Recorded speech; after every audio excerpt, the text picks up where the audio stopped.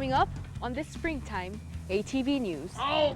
See how USU students are supporting veterans and what you can do to help. Climate change is a major issue in the world today.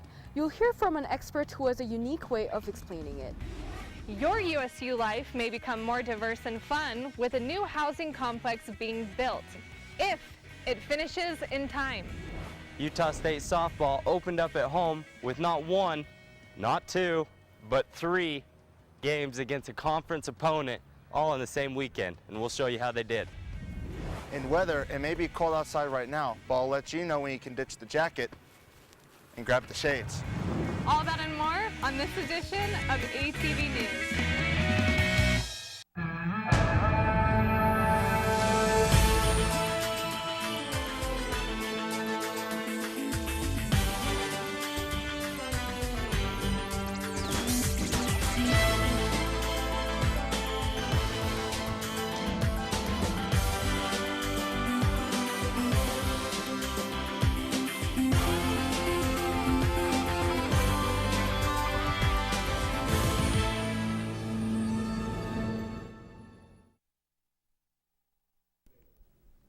Welcome to this edition of ATV News. I'm Jamie Sun.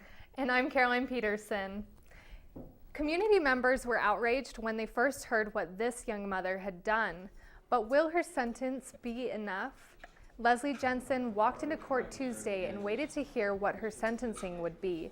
In her last hearing, she pleaded guilty to faking brain cancer and creating false documents. The judge sentenced her to serve 1 year in the Cache County Jail and 500 hours of community service. Jensen must also pay full restitution of $27,000. I hope the sentence today, or she will face additional prison time. I hope the sentence today will bring some healing to the community and to the victims, knowing that this type of behavior will not be tolerated, that it will not only lose your dignity, but you'll spend a lot of time incarcerated. Leslie brought a check for $5,800 to begin her restitution and will start working to pay the rest in 6 months. With climate change being a big topic in the world today, it's hard not to pay attention. But one climatologist takes a different view about it. Texas Tech professor Katherine Hayao visited the Logan Tabernacle on Tuesday as part of her lecture series on climate change. She talked about how climate is rapidly changing and how people use their own faith to help spread the message and make changes in their own lives. Hayao was named the Time magazine's top 100 most influential people of 2014. As an expert on climate change, guests were treated to a unique experience, fresh viewpoint on a sensitive issue. Exciting to be here and hear her speak. I think she has a very engaging and warm way of communicating difficult topics. Hayao will be in Salt Lake City the rest of this week to finish her lecture series. There's more trouble for Utah State's former wide receiver Gregory Hayden Wickers. Wickers was suspended indefinitely from the team in November after he pleaded guilty to charges that he solicited an escort from Ogden to exchange sex for money. Investigators have since learned that Wickers went back to the scene of the crime and are treating it as a second incident. Yesterday, the Cache County Attorney's Office filed more criminal charges. The count of third-degree felony distribution of a controlled substance and a Class A misdemeanor sexual battery for the incident that occurred that evening between Mr. Wickers and the victim. No trial date has been set, but we will keep you updated as the story develops. You know how much veterans have helped you, but do you know how you can help them? A group of USU students are raising money to help veterans adjust to civilian life. Christopher Campbell is live in the atrium with more. Chris? Thanks, Caroline. Yeah, the group started this fundraiser as part of a project for a management class. It's called the Veterans Recreation Project, and it's still going on. So far, they've raised about $115, which they use to build sports equipment. On Saturday, they went to drop some of it off in Salt Lake City and to get some service hours they need. I went there to bring you the story. All right. U.S. veteran Christopher Alexander is playing this game with Utah State students who raised money for the equipment. It's for a recreational therapy program where veterans also do things like arts and crafts and water volleyball. The various activities that they do can help them overcome obstacles like PTSD, or even just having a support group to overcome things like addictions or whatever they're facing. It's really critical in terms of people being able to use their free time to enjoy life, to relax, find fulfillment, socialize with other people. They can't deal with certain factors that we deal with every day, from loud noises to even just being able to sleep at night without nightmares of potential problems that they may have encountered in the past. And recreational therapy provides them a way to help overcome those problems. It allows you to know that there are good, clean, fun things to do out here. And if you search for them, you can find them. You can give money to the Veterans Recreation Project, but they will also accept other donations. Donations can also be made in the way of sporting equipment, clothing, anything that the vets could use when they go out and participate in activities. A lot of our veterans actually can't afford the clothing. Like, they don't have a good bathing suit, or they actually don't have the winter coat that you'd want for downhill skiing. Christopher Campbell, ATV News. The veterans seem to really appreciate what the students did. In fact, Christopher Alexander, who you saw in the story, said he likes that the students came to spend time with them. Chris, if you'd like to donate to the Veterans Recreation Project, you can go to gofundme.com/veteransrecreation. If you're struggling to find an apartment for the fall, there's a new high-end complex being built. Actually, it's not really new. Aggie Factory, now known as Factory, will finally be done for the fall 2015 semester. It sounds nice. Hopefully they'll keep their word about it. Like DeMink, many USU students also are questioning whether the complex will open before fall semester starts. It is because of this. #Before Aggie Factory is done was one of the popular tweets tweeted out at USU last year. It included tweets like, "Whenever I'm behind schedule, I just think of Aggie Factory and realize things aren't so bad," and "My student loan debt will be forgiven." According to the new factory property manager Ashley Boyd, construction had to stop temporarily. We had to do what we had to do. It was best. We didn't want to promise them something and have it not be up to the standards that we wanted it to be. And they are trying to get their reputations back because the standards they are aiming for are higher. Even though you might not be able to tell with this, the factory will have 2 bowling lanes, a double-decker hot tub, a 2-story gym, a 6-story parking garage, 18 study rooms, and many more. The lowest price for the dorms behind me cost $990 for the room, and with its required meal plan, it's about $1,330 more. That means it's $4,640 per year, which is still more than what Factory is offering. The price for Factory starts $360 per month. Your time in college is brief, so why not have a really cool time? You can either visit the leasing center on 729 East, 700 North, or the factory says their website will be up and running next week so you can apply online. When we come back, ATV's Connor Camo will have your Cache Valley weather report. The current temperature in Logan is 51 degrees.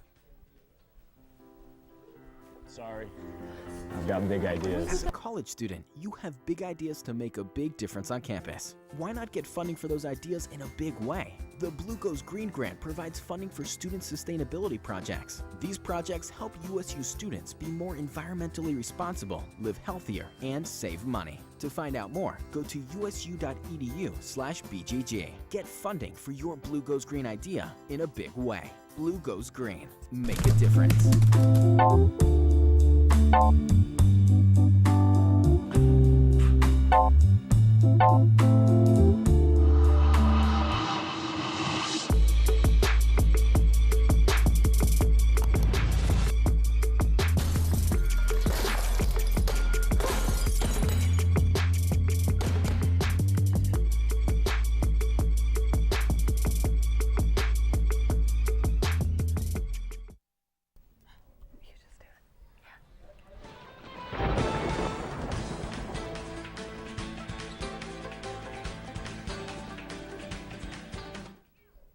Welcome back.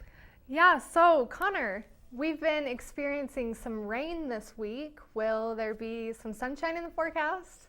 As a matter of fact, there will be, and there will be tons of it. We'll get to the 7-day forecast in just a minute, but first let's go ahead and take a look at the national radar. And as we take a look at the national radar, you can see that most of the activity that we have is confined to the Midwest and the Northeast.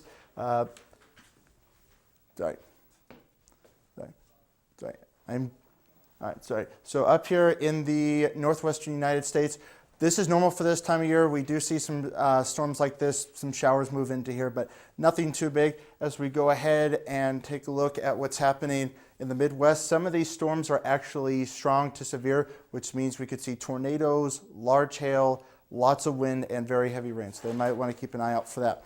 Up here in the Northeast, most of this is in the form of snow.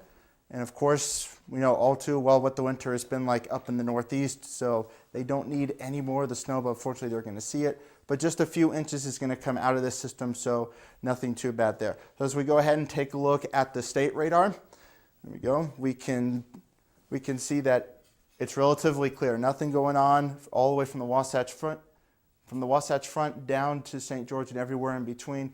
So if you're traveling anywhere in the state of Utah, not looking too bad out there for your day. So as we go ahead and take a look now at the 7-day forecast, we can see here starting today on Wednesday, some clouds are in the forecast, high temperature right around 51 degrees. As we move into Thursday, high temperature of about 60 degrees, and again, some clouds in the forecast. But as we move into the weekend, absolutely beautiful. Nothing but sunshine, high temperature on Friday, about 67 degrees. But look at that Saturday temperature. 72. That's a nice temperature right there. And then sunshine will continue into early next week with highs right around 70 degrees. Slight chance of rain on Tuesday, but we'll keep an eye on that, but it doesn't look like anything too bad right now. So get out there, enjoy the weekend, and enjoy this beautiful early summer weather. That'll do it for weather. Now let's toss it over to Chris Hyde for ATV Sports. Thanks, Connor. I'm going to hold you to those 70-degree temps this week. You know, it was nice weather all week, and the tennis team was looking to take advantage of it. Let's look as they got outdoors here, taking on a tough San Francisco team. We'll let you know how they did when we get back.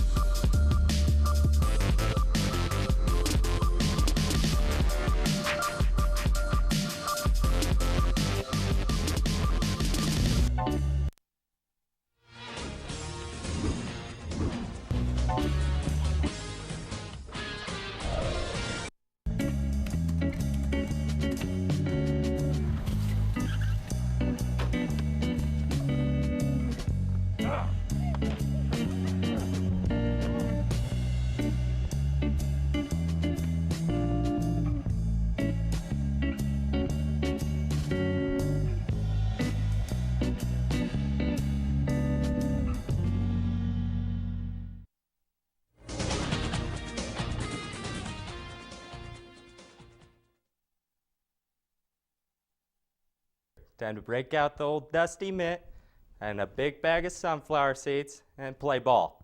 Utah State played their home opener over the weekend against their conference opponent, New Mexico. Sarah Chow starts things off for the Aggies in the third inning, reaching base with that air. She just sneaks in there.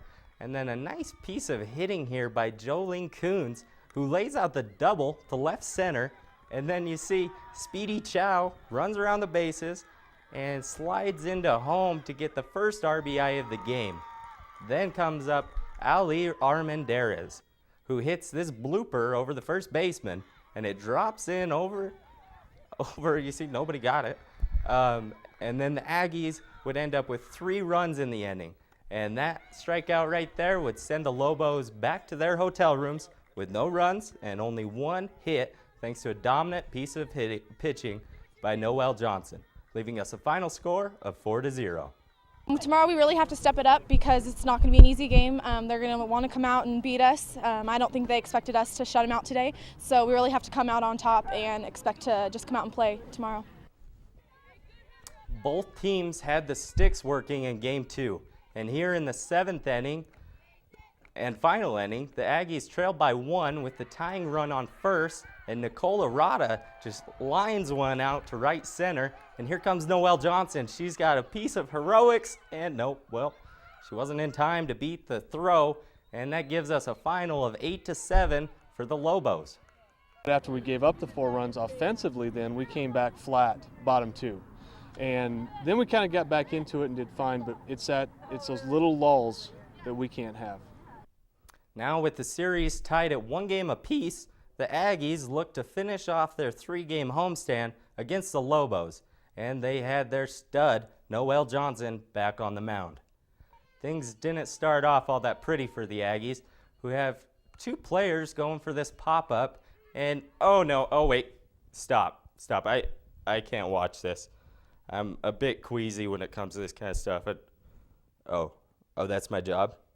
Oh, well, let's go ahead and go then. I guess I'll put on my big boy pants and get on with it. All right, so here is the fly ball, and typically one of these ladies should call it, and that's what happens when they don't. Sarah Chow somehow was able to hang on to the ball even though it collided with right fielder's face, Haley Fraughton, who was able to continue, and the damage was not as bad as it looked, but here's where it got real ugly. The Lobos would jump out to a 3-run lead after the first, and then that lead would explode here as they get the leadoff home run, then the second batter would get a home run, and then the third batter would get a home run.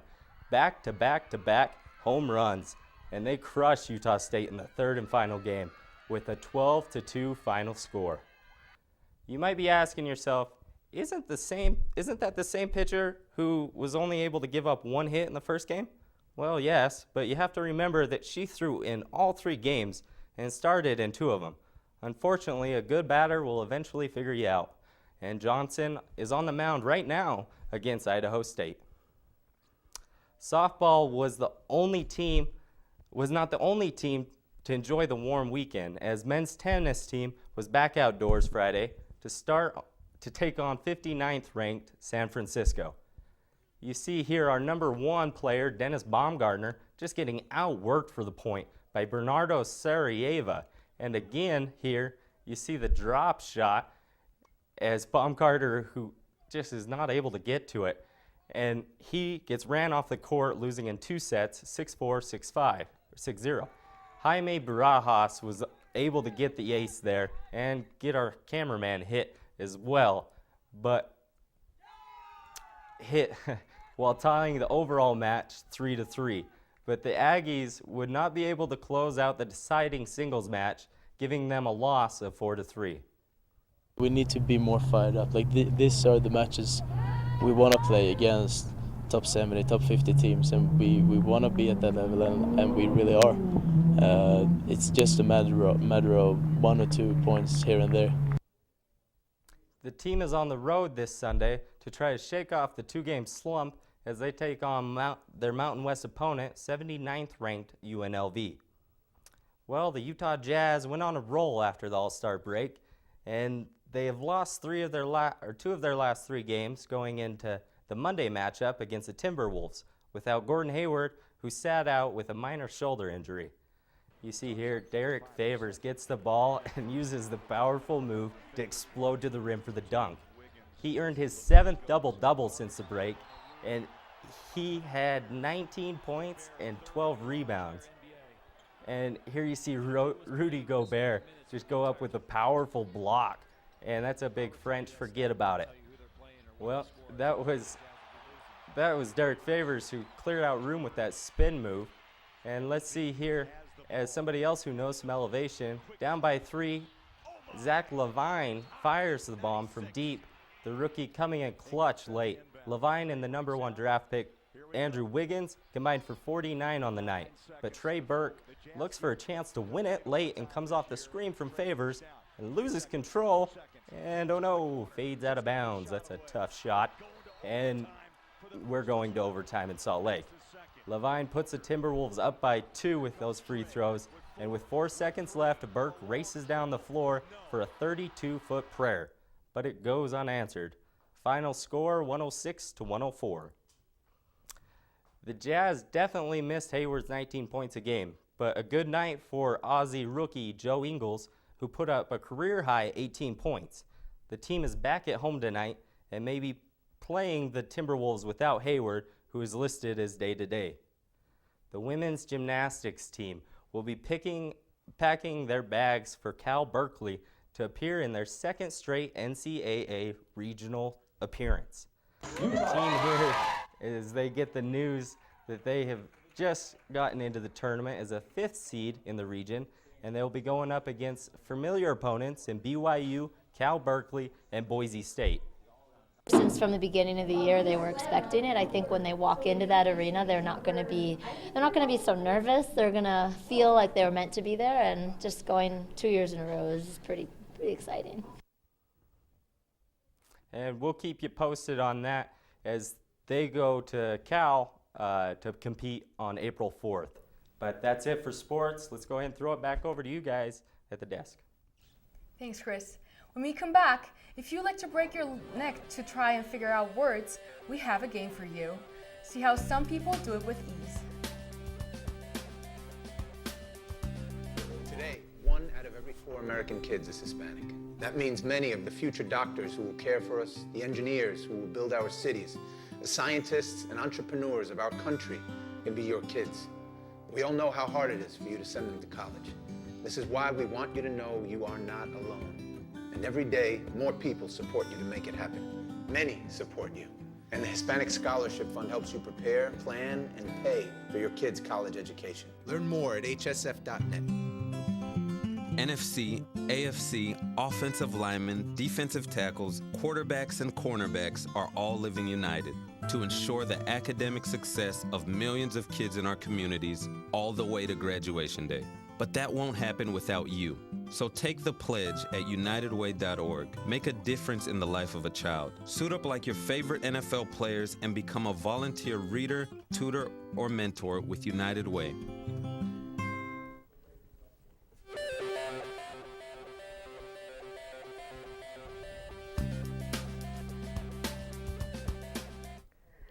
Welcome back. How competitive are you? Are you the type that has to win? How do you feel when a person is really good at a game and just wants to trash talk? The Bridgerland Literacy hosted their 10th annual Scrabble Scramble event last Friday. Our Tori Green shows you how Scrabble tiles hit the board. These tiles could be the sound of fun for some people. It's a fun event. It's competitive. There's a competitive division called Bring It On, the Bring It On division, with prizes, trophies, and things like that. Laying them all out is the start of them becoming words. While everybody else is trying to figure out the simple words,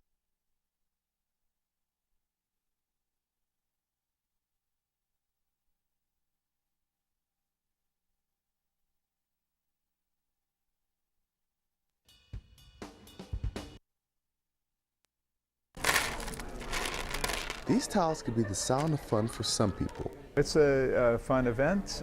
It's competitive. There's a competitive division called Bring It On, the Bring It On division, with prizes, trophies, and things like that.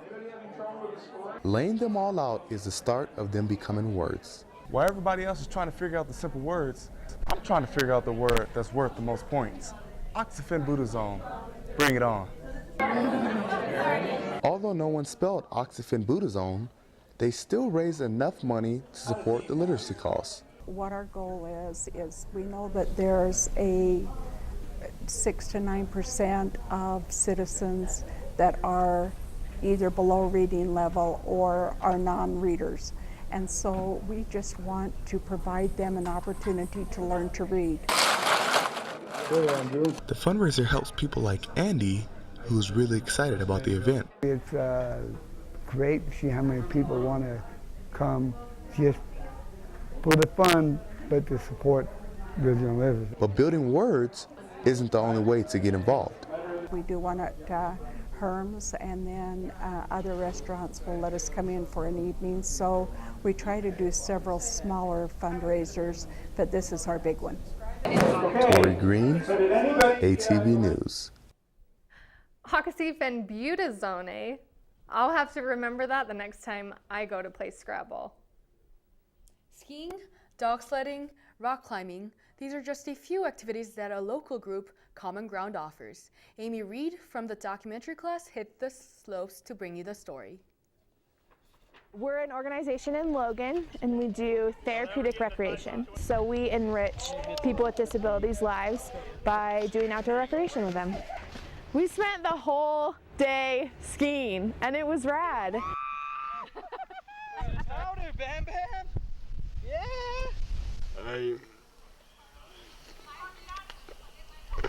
I come to the Beaver Mountain to ski.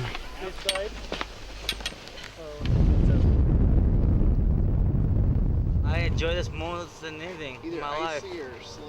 Fast as I can go, better I feel. We did gosh, I don't know, 20, 30 runs with participants today. We had them in sit skis, so a lot of our participants can't stand up and ski, so they sit down in sleds that are mounted on skis, and we take them down the mountain. So if you see down here, it's got 2 skis mounting on the bottom that have the same exact edging and articulation as an able-bodied ski, just as my skis. It loads on the chairlift just by lifting up the bottom, so the chair comes right down here, just like you're sitting on a chairlift. You know, I think anyone that works at Common Ground is not here for the outdoor recreation aspect. We're here to make people's lives better. Like I do best friends in here. So I think my favorite part of skiing with Common Ground is the smiles that I see on the faces of our skiers, and the laughs and the giggles, and just helping people's lives and knowing that they're able to do an activity that I love, and we help them love it, and we help them be successful, and that's super important in everybody's lives, and definitely important in our participants' lives. Thanks for joining us this afternoon on ATV News. We will see you next Wednesday. We leave you with the sights of spring. Have a great week.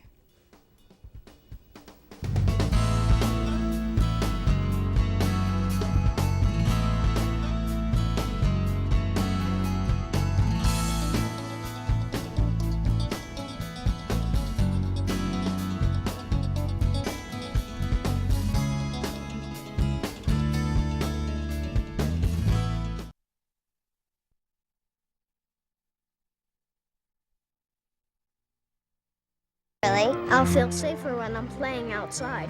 Safer when walking home. I won't have to tell so many family members. I'm sorry. I won't hear as many scary stories. And I won't have to tell my kids. This isn't a drill. Please. Please, do it for us. Your family, friends, and neighbors are all counting on you. Never let your gun get into the wrong hands. Remember, always, lock it up. Visit ncpc.org.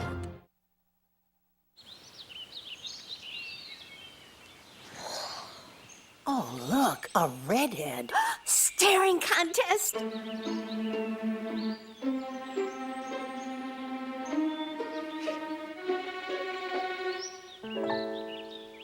You still got it.